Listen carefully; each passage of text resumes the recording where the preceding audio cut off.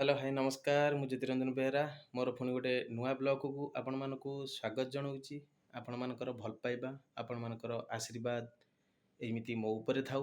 ମୋର ଭଲ ପାଇବା ମୋର ଆଶୀର୍ବାଦ ଏମିତି ଆପଣଙ୍କ ଉପରେ ରହିବ।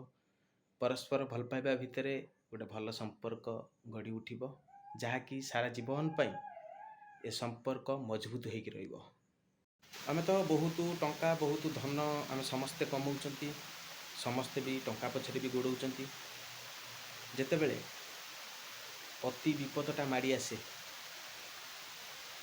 ଅତି ଘୋର ବିପଦ ଯେତେବେଳେ ମାଡ଼ି ଆସେ, ସେତେବେଳେ ଏ ଟଙ୍କା ଏ ଧନ ଏ ସମ୍ପତ୍ତି କିଛି କାମ କରେ ନାହିଁ। ସେତେବେଳେ ଜଣିଏ ଲୋକ, ସେ ହିଁ ଆମର ଏକମାତ୍ର ସାହା ଭରସା, ଯିଏକି ଉପରବାଲା। ତା ନାଁ ଯଦି ଧରିକି ଆମେ କୌଣସି ଦୁଃଖରେ ତାଙ୍କୁ ପ୍ରାର୍ଥନା କରିବା, ନିଶ୍ଚିତ ଭାବରେ ଏ ବିପଦରୁ ଆମକୁ ରକ୍ଷା କରିପାରିବ। ଲକ୍ଷ ଲକ୍ଷ ଟଙ୍କା ହଜାର ହଜାର ସମ୍ପତ୍ତି ଥିଲେ ବି ଆମକୁ ବଡ଼ ବିପଦରେ ଏହି ବି ଟଙ୍କା ପଇସା ଧନ ସମ୍ପତ୍ତି ସେତେବେଳେ କିଛି ବି କାମ କରିବନି।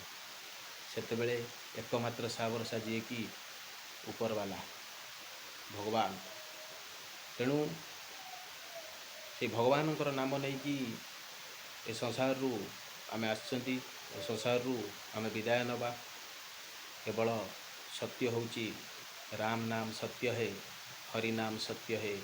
এই ନାମକୁ ନେଇକି ଆମେ ଯେତେବେଳେ ଯିବା ଏ ଭବସାଗରରୁ, ଆମେ ଉଦ୍ଧାର ହେବା এই ନାମକୁ ନେଇକି। ତେଣୁ ଆମେ ବଞ୍ଚିଥିଲା ବେଳେ ଆମେ ଯଦି ତାଙ୍କର ହାତ ଧରିବା, ତାଙ୍କୁ ଆମେ ପ୍ରାର୍ଥନା କରିବା ହୃଦୟରେ ଦେଇକି, ତାଙ୍କୁ ଆମେ ନିଶ୍ଚିନ୍ତ ଭାବରେ ଆମେ ଯେତେବେଳେ ଏ ଭବସାଗରରୁ ପାର ହେବା, ନିଶ୍ଚିନ୍ତ ଭାବରେ ଭଲ କର୍ମ ନେଇକି ଆମେ ଏ ଭବସାଗରରୁ ପାର ହେବା। ନହେଲେ ନିଜକୁ ନିଜେ ଆମେ ଏତେ ଅସୁବିଧାରେ ସମ୍ମୁଖୀନ ହେବା ଯେ ନିଶ୍ଚିନ୍ତ ଭାବରେ ଆମେ ସ୍ୱର୍ଗକୁ ତ ଯାଇପାରିବାନି, ନିଶ୍ଚିନ୍ତ ଭାବରେ ଆମେ ନରକକୁ ଯିବା। ତେଣୁ ସ୍ୱର୍ଗକୁ ଯିବାର ମୁଖ୍ୟ ମାଧ୍ୟମ ହେଉଛି ଉପରବାଲା, ଯାହାଙ୍କର ହାତ ଧରିକି ଏ ଚଲାପଥ ଆମେ ଚାଲିବାକୁ ପଡ଼ିବ। ନିଶ୍ଚିତ ଭାବରେ ତାଙ୍କର ଆଶୀର୍ବାଦ ଆମ ଉପରେ ନିହାତି ଦରକାର। ବେଳେବେଳେ ଉପରବାଲା ବହୁତ କିଛି ପରୀକ୍ଷା କରେ, ବହୁତ କିଛି ଦୁଃଖ ବି ଦେଇଥାଏ ଭକ୍ତକୁ। ଉପରବାଲାର ଯଦି ପ୍ରିୟ ଭକ୍ତ କିଏ, ତାଙ୍କୁ ବହୁତ ପରୀକ୍ଷା ଦେଇଥାଏ, ବହୁତ କଷ୍ଟ ବି ମଧ୍ୟ ଦେଇଥାନ୍ତି। ଯଦି ତାକୁ ଆମେ ଧୈର୍ଯ୍ୟର ସହିତ ମୁକାବିଲା କରିପାରିବା, ନିଶ୍ଚିନ୍ତ ଭାବରେ ଉପରବାଲାର ନିକଟତର ଆମେ ହେଇପାରିବା। ଉପରବାଲାର ନିକଟତର ସମସ୍ତେ ହେଇପାରନ୍ତିନି, ତାଙ୍କୁ ଯାହାକୁ ଭଲ ଲାଗିଲା ସେ ନିଶ୍ଚିତ ଭାବରେ ଉପରବାଲା ନିକଟତର ହେଇପାରିବ। ଆଉ ଗୋଟେ କଥା ମୁଁ କହିବା ପାଇଁ ଚାହୁଁଛି, ଏ ଭବସାଗରରୁ ଯେଉଁମାନେ ବିଦାୟ ନେଉଛନ୍ତି ଭଲ କର୍ମ କରିକି, ମୁଁ ଭାବୁଛି ବୋଧେ ଉପରବାଲାଙ୍କୁ ଭଲ ଲାଗିଲା ବୋଲି ତାଙ୍କୁ ନେଇଯାଆନ୍ତି। ଉପରବାଲା ଯାହାକୁ ଭଲ ଲାଗିବ, ଭଗବାନ ଯାହାକୁ ବେଶୀ ଭଲ ପାଆନ୍ତି, ତାଙ୍କ ପାଖକୁ ବହୁତ ଶୀଘ୍ର ନେଇଯାଆନ୍ତି, ମୁଁ ଏଇଟା ଭାବେ। ତେଣୁ ନିଶ୍ଚିତ ଭାବରେ ଯାହା ବିନା ହେଉନା କାହିଁକି, ଯେତେବେଳେ ଏ ସାରା ବିଶ୍ୱ ଯେତେବେଳେ ହନ୍ତସନ୍ତ ହେଉଥିଲା କୋଭିଡ୍-19ରେ, ସେତେବେଳେ ଏକମାତ୍ର ସାହା ଭରସା ଥିଲା ଜଗତନାଥ ଜଗନ୍ନାଥ, ଯିଏକି ଓଡ଼ିଶାର ମଉଡ଼ମଣି, 4.5 କୋଟି ଓଡ଼ିଆର ସ୍ପନ୍ଦନ, ଯାହାକି ବର୍ତ୍ତମାନ ତାଙ୍କର ରଥଯାତ୍ରା ଏବେ ରିସେଣ୍ଟ ଯାଇଛି। ଯାହା ହଉ, ସେ ଜଗନ୍ନାଥଙ୍କ ପାଖରେ ମୋର ଏତିକି ପ୍ରାର୍ଥନା, ଏ ଓଡ଼ିଶାବାସୀ ନୁହେଁ ସାରା ବିଶ୍ୱକୁ ଯେମିତି ସୁଖ ଶାନ୍ତିରେ ରଖନ୍ତୁ, ଭଲରେ ରଖନ୍ତୁ। ସମସ୍ତେ ଯେମିତି ସୁସ୍ଥରେ ରୁହନ୍ତୁ, ସମସ୍ତେ ସୁସ୍ଥରେ ଜୀବନଯାପନ କରନ୍ତୁ, ମୋର ଏତିକି ପ୍ରାର୍ଥନା ସେଇ ଜଗନ୍ନାଥ ବା କାଳିଆ ଠାକୁର, ଓଡ଼ିଆର ମଉଡ଼ମଣିଙ୍କ ପାଖରେ। ଜୟ ଜଗନ୍ନାଥ। ସଂସାରରେ ଭାଇ କିଏ କ'ଣ ନେଇଯିବ? କିଏ କିଛି ନେଇପାରିବନି। ଆସିଥିଲେ ଏକା, ଯିବା ଏକା। ତେଣୁ ବର୍ତ୍ତମାନ ମୋର ଛୁଟି ଥିଲା, ତେଣୁ ବର୍ତ୍ତମାନ ଠାକୁର ପୂଜା ବି ମୋର ସରିଗଲାଣି। ଆଜି ଟିକେ ଲେଟ୍ ହେଇଗଲା ଠାକୁର ପୂଜା, କାରଣ ମୋର ଟିକେ କାମ ଥିଲା, ଯେହେତୁ ଆଜି ବହୁତ ଲେଟ୍ ହେଇଗଲା ଠାକୁର ପୂଜା। ଯାହା ହଉ, ଠାକୁରଙ୍କର ଆଶୀର୍ବାଦରୁ ଯେମିତି ହଉ ମୁଁ ଠାକୁର ପୂଜା ସାରି ଦେଇଛି। ସେଇ ଠାକୁରଙ୍କର ଆଶୀର୍ବାଦରୁ ସବୁବେଳେ ଭାଇ ଉପରବାଲା ଉପରେ ଭରସା ରଖ, ଉପରବାଲାକୁ ମାନିକି ଚାଲ। ନିଶ୍ଚିତ ଭାବରେ ତମେ ଯେତେ ବଡ଼ ବିପଦ ଆସୁନା କାହିଁକି, ନିଶ୍ଚିତ ଭାବରେ ଆମ ପାଖରୁ ଟଳିଯିବ। ଯଦି ଉପରବାଲା ଉପରେ ଆମେ ଭରସା ନ ରଖିବା, ଆମ ନିଜ ବାହାଦୁରରେ ଆମେ ନିଜେ ଚାଲିବା, ନିଶ୍ଚିନ୍ତ ଭାବରେ ଯେଉଁ କେଉଁଠି ନା କେଉଁଠି ନିଶ୍ଚିନ୍ତ ଭାବରେ ଆମେ ଅସୁବିଧାରେ ସମ୍ମୁଖୀନ ହେବା। ତେଣୁ ଲୋକ ବହୁତ ଗର୍ବ କରେ, ବହୁତ ଅହଙ୍କାର କରେ, ତେଣୁ କାହାକୁ ନେଇକି, ଧନ ସମ୍ପତ୍ତିକି ନେଇକି। କିନ୍ତୁ ଯେତେବେଳେ ବିପଦର ପଡ଼େ ସେତେବେଳେ ଠାକୁରଙ୍କୁ ଡାକେ। ଭଲ ବେଳେ କେତେବେଳେ ପ୍ରଭୁଙ୍କୁ ଡାକେ ନାହିଁ। ଯେତେବେଳେ ଅତି ବିପଦ ଆସେ, ଯେତେବେଳେ ତା ପାଖରେ ଆଉ କିଛି ନଥାଏ, ସେତେବେଳେ ପ୍ରଭୁଙ୍କ ଶରଣାଗତ ହୁଏ। ସେତେବେଳେ ପ୍ରଭୁ କିଛି ଶୁଣିବେନି। କାରଣ ଭଲର ଥିଲାବେଳେ ତ ଥରେ ଅଥଚ ମୋତେ ଡାକ, ତାପରେ ମୁଁ ନିଶ୍ଚିତ ଭାବରେ, ତୁ ଯେତେ ବଡ଼ ଅସୁବିଧାରେ ପଡ଼ୁନା କାହିଁକି, ମୁଁ ନିଶ୍ଚିତ ଭାବରେ ତୋତେ ସହଯୋଗ କରିବି। ଭଲର ଥିଲାବେଳେ ତ ତୁ ଟଙ୍କା ଧନ ସମ୍ପତ୍ତି ଏସବୁରେ ଆମେ ବ୍ୟସ୍ତ ରହିବା, ପ୍ରଭୁଙ୍କୁ ଆମେ ସମୟ ଦେବାନି। ଯେତେବେଳେ ଆମର ବହୁତ କିଛି ଅସୁବିଧା ପଡ଼ିବ, ସେତେବେଳେ ଆମେ ପ୍ରଭୁଙ୍କ ଶରଣାଗତ ହେବା। ଇଏ ହେଉଛି ଆମ ସ୍ୱାର୍ଥ ପାଇଁ। ସବୁବେଳେ ସବୁ ସମୟରେ ଠାକୁରଙ୍କୁ ଡାକି ହେବ। ଠାକୁରଙ୍କୁ କେବେ ସ୍ୱାର୍ଥ ରଖିକି ଠାକୁରଙ୍କୁ ଡାକନ୍ତୁ ନାହିଁ। ନିଶ୍ଚିତ ଭାବରେ ନିଜର ହୃଦୟ ଦେଇକି ପ୍ରଭୁଙ୍କୁ ଭଲ ପାଅ। ନିଶ୍ଚିତ ଭାବରେ ପ୍ରଭୁ ତମର ଡାକ ନିଶ୍ଚିତ ଭାବରେ ଶୁଣିବେ। ଯେତେ ବଡ଼ ବିପଦ ଆସୁନା କାହିଁକି ଟଳିଯିବ। ମୁଁ ନିଜେ ବି ଏଇଟା ଅଙ୍ଗେ ଲିଭେଇଛି। ବହୁତ ବିପଦ ମୋ ସାମ୍ନାରୁ ହଟିଯାଇଛି। ମୁଁ ନିଜେ ବି ମୁଁ ପ୍ରମାଣ। ବହୁତ ବିପଦ, କେତେ ବିପଦ ଟଳିଯାଇଛି ଯେ ମୁଁ ତା କହିପାରିବିନି। ବହୁତ କିଛି ବିପଦ ଟଳିଯାଇଛି ଯାହାକି ମୋ ଜୀବନ ବି ନଥାନ୍ତା, ଏମିତି ବି ବିପଦ ମୋ ପାଖରୁ ଟଳିଯାଇଛି। ତେଣୁ ଆମେ ସମସ୍ତେ ଠାକୁରଙ୍କୁ ଭଲ ପାଇବା, ଠାକୁରଙ୍କ ସହିତ ଜଡ଼ିତ ହୋଇକି ରହିବା। ଦେଖିବ ସବୁ ବିପଦରୁ ଟଳିଯିବ। ଟିକିଏ ବିପଦ ବି ଆମ ସାମ୍ନାକୁ ଆସିପାରିବ ନାହିଁ। ସେଇଥିନାଗି ସକାଳେ ସଞ୍ଜ ସବୁବେଳେ ପ୍ରଭୁଙ୍କ ସହିତ ଜଡ଼ିତ ହୋଇକି ରୁହ। ଭାଇ, ଯିଏ ଆମକୁ ଏ ସଂସାରକୁ ଆଣିଛନ୍ତି, ଯିଏ ଏ ଭବସାଗରକୁ ଆମକୁ ଆଣିଛନ୍ତି, ତାଙ୍କୁ ତ ଆମେ ଟିକେ ସମୟ ଦେବା ନା।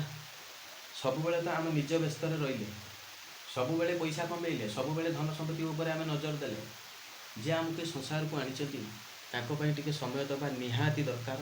ମୋର ସମସ୍ତଙ୍କୁ, ବଡ଼ ଭାଇ ଭଉଣୀମାନଙ୍କୁ ମୋର ଏତିକି ରିକ୍ୱେଷ୍ଟ, ତୁମେ ଯେକୌଣସି କର୍ମ କର, ଯାହା ବି କର, କିନ୍ତୁ ନିଶ୍ଚିତ ଭାବରେ ପ୍ରଭୁଙ୍କ ପାଇଁ ଆଟଲିଷ୍ଟ ଘଣ୍ଟେ ସମୟ ଖୋଲନ୍ତୁ ପ୍ରଭୁଙ୍କର ସେବା କରିବା ପାଇଁ। ନିଶ୍ଚିତ ଭାବରେ ଘରର ମଙ୍ଗଳ ହେବ, ସମସ୍ତଙ୍କର ବି ମଙ୍ଗଳ ହୋଇପାରିବ। ସବୁ ଭାଇ ମିଛ। ଏ ସଂସାରରେ ଯାହା ଦେଖୁଛ ସବୁ ମିଛ। କେବଳ ଗୋଟିଏ ସତ, ଯାହାକି ପ୍ରଭୁଙ୍କ ନାମ। ରାମ ନାମ ସତ୍ୟ ହେ, ହରିନାମ ସତ୍ୟ ହେ, ଇଏ ହେଉଛି ଏକମାତ୍ର ସତ। ନହେଲେ ଏ ସଂସାରରେ ତମେ ଯାହା ଦେଖୁଛ ଆଉ ସବୁ ମିଛ। ମୋହ ମାୟାରେ ସମସ୍ତେ ବାନ୍ଧିଦେବେ। ତାପରେ ଏମିତି ତମ ପରିସ୍ଥିତି କରିଦେବେ ଯେ ନା ତମେ ନେଡ଼ିଗୁଡ଼ କଉଣିକି ବୋଇ ଯାଇଥିବ। କେହି କାହାର ନୁହେଁ ଭାଇ। ସଂସାରଟା ମିଛ, ମୋହମାୟା ସଂସାର। ଏଠି କେହି ନୁହେଁ କାହାର। ତେଣୁ ସମସ୍ତେ ଆଟଲିଷ୍ଟ ଘଣ୍ଟେ ପ୍ରଭୁଙ୍କ ପାଇଁ ସମୟ ଦେବା, ପ୍ରଭୁଙ୍କ ସହିତ ଜଡ଼ିତ ହୋଇକି ରହିବା, ପ୍ରଭୁଙ୍କୁ ଭଲ ପାଇବା। ନିଶ୍ଚିନ୍ତ ଭାବରେ ପ୍ରଭୁ ଯେତେ ବଡ଼ ବିପଦ ଆସୁନା କାହିଁକି ଆମ ପାଖରୁ ନେଇଯିବେ, ଏଟା ନିଶ୍ଚିନ୍ତ ଭାବରେ। ଜଣେ ଡକ୍ଟର ଗୋଟେ ରୋଗୀକୁ ଚିକିତ୍ସା କରିବା ପାଇଁ ଗଲା। ଚିକିତ୍ସା କରିବା ଭିତରେ ଯେତେବେଳେ ଦେଖିଲା ଯେ ସେ ରୋଗୀର ରୋଗ ଆଉ ଚିହ୍ନି ପାରିଲା ନାହିଁ। ସେ ବହୁତ ପାଠ ପଢ଼ିଛି, ବହୁତ ରୋଗୀଙ୍କୁ ଭଲ କରିଛି। ଯେତେବେଳେ ଦେଖିଲା ଯେ ରୋଗୀର ଭଲ କଣ୍ଡିସନ୍ ନାହିଁ ବା ରୋଗ ଚିହ୍ନି ପାରିଲା ନାହିଁ ଡକ୍ଟର, ସେତେବେଳେ ସେ ରୋଗୀର ତାଙ୍କର ତାଙ୍କ ପରିବାର ବର୍ଗକୁ ଡକ୍ଟର ଗୋଟିଏ କଥା କହିଲା, ଦେଖ ମୋ ହାତରେ ଆଉ କିଛି ନାହିଁ, ଯାହା ସେଇ ଉପରବାଲା ଉପରେ ଭରସା। ଭାଇ ଦେଖ, ଦ୍ୱିତୀୟ ଭଗବାନ କୁହନ୍ତି ଡକ୍ଟର। ତେଣୁ ଡକ୍ଟର ବି ମାନୁଛି ଯେ ଉପରବାଲା ଉପରେ ଯଦି ଆମେ ଭରସା ରଖିବା, ନିଶ୍ଚିତ ଭାବରେ ତମ ରୋଗ ଭଲ ହେଇପାରିବ। ତେଣୁ ଭାଇ ସବୁରି ମୂଳେ ଜଗନ୍ନାଥ। ତେଣୁ ତମେ ଯେଉଁଠି ଯାହା ବୁଲିକି ଆସନା କାହିଁକି, ସବୁରି ମୂଳେ ଜଗନ୍ନାଥ। ତା ବିନା ଅନ୍ୟ ଗତି ନାହିଁ। ସେ ଓଡ଼ିଶାର ମଉଡ଼ମଣି, ତାଙ୍କରି ଆଶୀର୍ବାଦରେ ଗଛର ପତ୍ର ହେଲେ, ତାଙ୍କରି ଆଶୀର୍ବାଦରେ ଏ ସାରା ବିଶ୍ୱ ଚାଲିଛି। ତାଙ୍କୁ ଥରେ ହୃଦୟ ଦେଇକି ଥରେ ଭଲ ପାଅ ନା, ନିଶ୍ଚିତ ଭାବରେ ତମର ଡାକ ଶୁଣିବେ ନିଶ୍ଚିତ ଭାବରେ। ତେଣୁ ଏମିତି କଥା। ତେଣୁ ଡକ୍ଟରକୁ ସେକେଣ୍ଡ ଭଗବାନ ବୋଲି କୁହନ୍ତି, କାରଣ ବହୁତ ଜୀବନ ସିଏ ବଞ୍ଚାନ୍ତି। ସେ ଯେତେବେଳେ ଫେଲ୍ ହେଇଯାଏ ନା, ସେ ଗୋଟିଏ କଥା କୁହେ ଯେ ଭଗବାନ ଉପରେ ଭରସା ରଖ। ତେଣୁ ଭାଇ ମୋର କହିବାର କଥା ହେଉଛି, ଢମଣା ବୁଲି ବୁଲି ସେଇ ଅଗଣା। ଯେତେ ଯାହା ବିପଦ ଆସୁନା କାହିଁକି ଭଗବାନ ସହିତ ରୁହ ଭାଇ, ଭଗବାନ ସହିତ ଜଡ଼ିତ ହେଇକି ରୁହ, ଭଗବାନଙ୍କୁ ଭଲ ପାଅ, ନିଶ୍ଚିନ୍ତ ଭାବରେ ତୁମ ଦୁଃଖ ଦୂର ହେବ।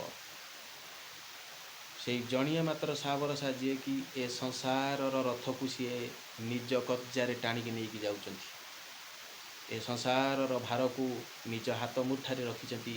ତାଙ୍କର ସେତିକି କ୍ୟାପାସିଟି ଅଛି ଯାହାକି ଏ ଜଗତରନାଥ ଜଗନ୍ନାଥଙ୍କ ପାଖରେ। ତାଙ୍କୁ ଯଦି ଆମେ ହୃଦୟ ସହିତ ଭଲ ପାଇବା, ନିଶ୍ଚିନ୍ତ ଭାବରେ ଆମ ଶରୀର ସୁସ୍ଥ ରହିବ, ଘରର ମଙ୍ଗଳ ହେବ, ସବୁ ସାରା ବିଶ୍ୱ ଶାନ୍ତିରେ ଚାଲିପାରିବ। ଜୟ ଜଗନ୍ନାଥ, ଜୟ ଜଗନ୍ନାଥ, ଜୟ ଜଗନ୍ନାଥ। ଏଇ ରିସେଣ୍ଟ ଏଇ ରଥ ଯେତେବେଳେ ଠାକୁରଙ୍କୁ ଓହ୍ଲଉଥିଲେ, ଶେଷ ନାଗ ପ୍ରଭୁ ବଳଭଦ୍ର ଯେତେବେଳେ ରଥରୁ ଓହ୍ଲଉଥିଲେ, ସେ ଟଳି ପଡ଼ିଥିଲେ। ତେଣୁ ଆମେ ସମସ୍ତେ ବି ସାଢ଼େ ଚାରି କୋଟି ଓଡ଼ିଆ ବି ବହୁତ ଦୁଃଖିତ, ସାରା ବିଶ୍ୱ ବି ବହୁତ ଦୁଃଖିତ। ଯାହା ହଉ ପ୍ରଭୁ ଟଳି ପଡ଼ିଲେ, ସମସ୍ତେ ବି ଦୁଃଖିତ।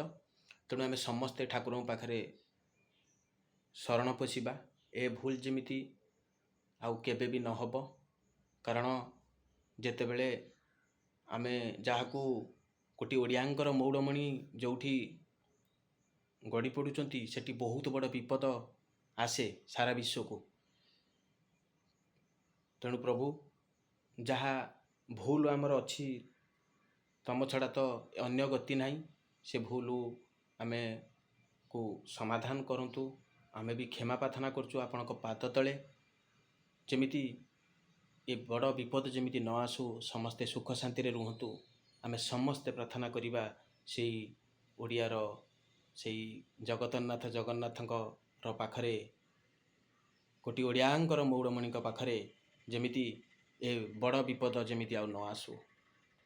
ତମେ ହିଁ ଏକମାତ୍ର ସାବରସା, ଏ ସଂସାରକୁ ଗଢ଼ିଛ ତମେ, ରଖିବ ବି ତମେ। ତମେ ହେଉଛ ଏକମାତ୍ର ସାବରସା ଯିଏକି ଏ ଭବସାଗରରୁ ମୋତେ ବିଦାୟ ଦେବ ଖୁସିରେ ଖୁସିରେ। ସେଥିପାଇଁ ଆମେ ସମସ୍ତେ ଦୁଃଖିତ। ଯେମିତି ବ୍ୟବସ୍ଥାରେ ଜାଣତରେ ହେଉ କିମ୍ବା ଅଜାଣତରେ ହେଉ ତମେ ଗଡ଼ି ପଡ଼ିଲ, ସେଥିପାଇଁ ମୁଁ ବି ଦୁଃଖିତ, ବହୁତ ଦୁଃଖିତ। ତେଣୁ କ୍ଷମା କର ପ୍ରଭୁ, ଆଉ ଏ ଭୁଲ କେବେ ବି ହେବ ନାହିଁ। ଆମେ ସମସ୍ତେ ଠାକୁରଙ୍କ ପାଖରେ କ୍ଷମା ମାଗିବା, ନିଶ୍ଚିନ୍ତ ଭାବରେ ପ୍ରଭୁ ଆମକୁ କ୍ଷମା ଦେବେ। ଏହା ହେଉଛି କଥା ଥିଲା। ବହୁତ ଦୁଃଖ ବି ଲାଗିଲା ଏଇ କଥା ଶୁଣିକି, ଯେତେବେଳେ ବଳଭଦ୍ର ଗଡ଼ି ପଡ଼ିଥିଲେ ଭକ୍ତଙ୍କ ହାତରୁ। କ'ଣ କରିବା, ସମୟ ତ କେତେବେଳେ କେଉଁ ମୋଡ଼ରେ ନେଇକି ପହଞ୍ଚେଇବ ତା ତ ଆମେ କହିପାରିବାନି। ନିଶ୍ଚିତ ଭାବରେ ଆଗକୁ ଯେମିତି ଏ ସମସ୍ୟା ନ ହେବ, ସତର୍କର ଭାବରେ ଆମର ଠାକୁରଙ୍କୁ ନବା ଆଣିବା କରିବା, ସତର୍କ ଭାବରେ ନିଶ୍ଚିତ ଭାବରେ ସମସ୍ତଙ୍କର ଦାୟିତ୍ୱ ରହିବା ଦରକାର। ତାଙ୍କରି ପାଇଁ ଆମେ ବଞ୍ଚିଛନ୍ତି ଏ ସଂସାରରେ, ତାଙ୍କରି ପାଇଁ ସାରା ବିଶ୍ୱ ସୃଷ୍ଟି ତାଙ୍କରି ପାଇଁ। ଯଦି ତାଙ୍କର କିଛି ଅସୁବିଧା ହେଇଯାଉଛି, ତାହେଲେ ଆମେ କେହି ହେଠି ରହିଲା ଭଳିଆ ପରିସ୍ଥିତି ଆଉ କେହି ନାହାନ୍ତି। ତେଣୁ କ୍ଷମା କରିବେ ପ୍ରଭୁ, ଯାହା କିଛି ଅସୁବିଧା ଆମ ତରଫରୁ ହେଇଛି ମୁଁ କ୍ଷମା ମାଗୁଛି। ସମସ୍ତେ ବି ଠାକୁରଙ୍କ ପାଖରେ କ୍ଷମା ମାଗ, ଯେମିତି ବଡ଼ ଧରଣର ବିପଦ ଏ ସାରା ବିଶ୍ୱକୁ ନ ଆସୁ। ସମସ୍ତେ କୁହ ଜୟ ଜଗନ୍ନାଥ, ଜୟ ଜଗନ୍ନାଥ, ଜୟ ଜଗନ୍ନାଥ। এই ବ୍ଲଗ୍ଟି ଯଦି ଭଲ ଲାଗିବ ଗୋଟେ ଲାଇକ୍ କରିବେ, ସେୟାର କରିବେ, ସବସ୍କ୍ରାଇବ୍ କରିବା ପାଇଁ ଜମାରୁ ଭୁଲିବେନି। ଆପଣଙ୍କ ଅପେକ୍ଷାରେ ମୁଁ ରହିଲି। ଆପଣଙ୍କର ଭଲ ପାଇବା ଏମିତି ମୋ ଉପରେ ଥାଉ, ମୋର ଭଲ ପାଇବା ଏମିତି ଆପଣଙ୍କ ଉପରେ ଥାଉ। ପରସ୍ପର ଭଲ ପାଇବା ଭିତରେ ଗୋଟେ ଭଲ ସମ୍ପର୍କ ଗଢ଼ି ଉଠିବ, ଯାହାକି ସାରା ଜୀବନ ପାଇଁ, ଏ ଜୀବନ ଥିବା ପର୍ଯ୍ୟନ୍ତ ଏ ସମ୍ପର୍କ ମଜବୁତ ହୋଇକି ରହିପାରିବ ବା ମନେ ରହିବ। ଜୟ ଜଗନ୍ନାଥ।